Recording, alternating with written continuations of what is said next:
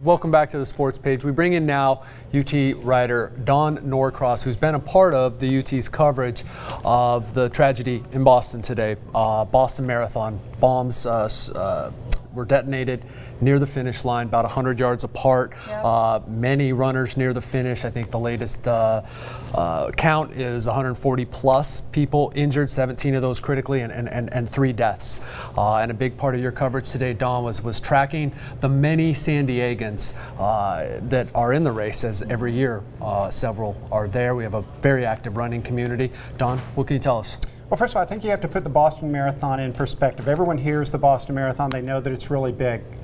But how big is it? Okay, well, it's the oldest marathon in the world. This was the 117th running. Unlike a lot of races, you don't just sign up, pay your entry fee, and then show up. No. At Boston, you've got to qualify. This and the Olympics, I believe, are the only ones. I believe so. I believe so.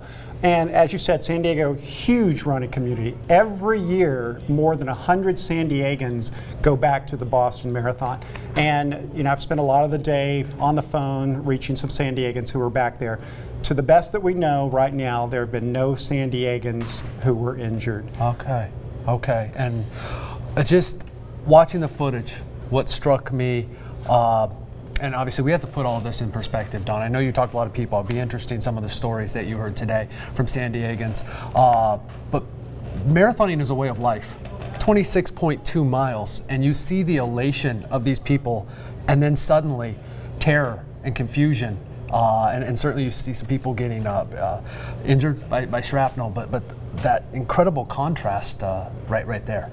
It's, you know, it's horrific. There's no other way to say it. It's just devastating. You know, my heart, all of our hearts just go out to the people, you know, the volunteers, the spectators who were there. You've got to understand how big this is in New England. Hundreds of thousands of people lining the course. You've got 27,000 runners, hundreds of thousands of people lining the course. This is Patriots Day in New England. It's a holiday celebrating, you know, the beginning of the Revolutionary War, and it's just a huge event in Boston. And then for this tragedy, it's just so sad. And from the runner's perspective, let's look at it from their perspective. Okay, they put in years and years of trying to get to this race. Okay.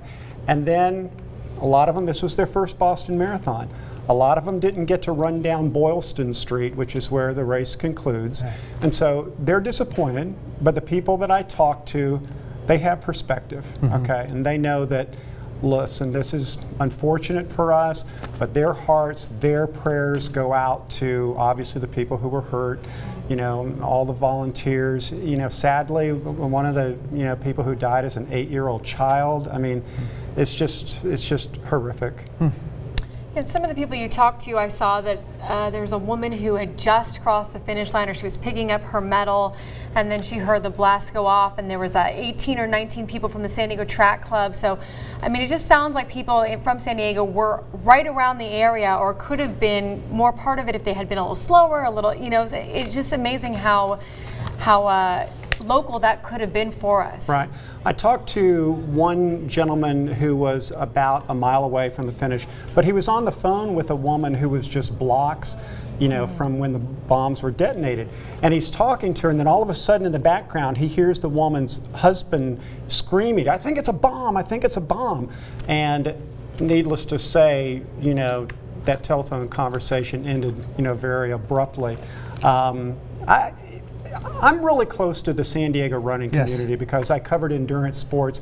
Really, that was the main thing that I covered for about 10 years, and I got to know these people. You know, I trained for a marathon. I, you know, have a feeling for what they go through. And here I am. I'm 3,000 miles away, and I was emotional and I was touched. You know, and then talking to these people and hearing it in their voices, it's just a sad day. Just like you heard stories of near misses, 9/11. We don't know what the cause of this attack was or what the genesis was.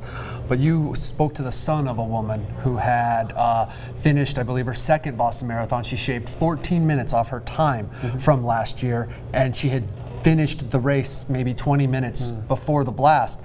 If she hadn't have been faster, I mean, if that's really, really hard to even imagine. Yeah, she's Well, appreciative of that training, you know, I'd say. But one thing that we've got to keep in mind, you look at marathon runners, and they don't look imposing. I mean, let's be honest, okay? They're kind of skinny, okay? Most of them, okay? But these are gritty people. They're tough. It's not easy getting up at 5 o'clock in the morning, and even in San Diego with this nice weather, I mean, it is still a little bit chilly sometimes. But the bottom line, the mileage that they put in, the injuries that they put up with.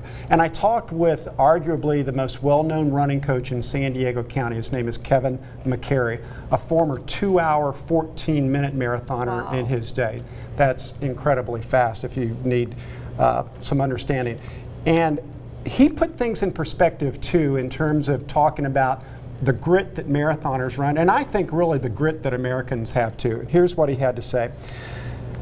What the marathoners are feeling is relief that their family members and friends are okay. The only thing that they feel is sadness for the people that were in the blast, but they're not going to be afraid to go back.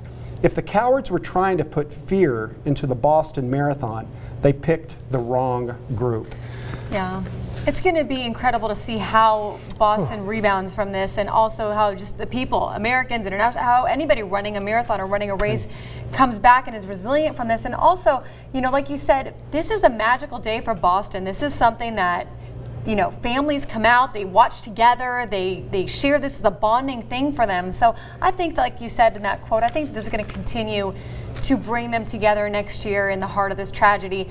We didn't even get around to talk to what we're going to see in San Diego in a few weeks, or in about 2 months from now, which is the Rock and Roll Marathon, and how they're going to deal with, you know, people questioning that, and how they're going to be able to keep that safe. Appreciate you joining us. Anytime, anytime. And we'll be tracking this, obviously, like you said, with the Rock and Roll Marathon coming up June 2nd. We'll see what the precautions they're going to take. What can they do? You can read Don's stories on UT San Diego, and we appreciate your time, Don. You bet, my Thanks. pleasure. We'll be talking Padres when we come back.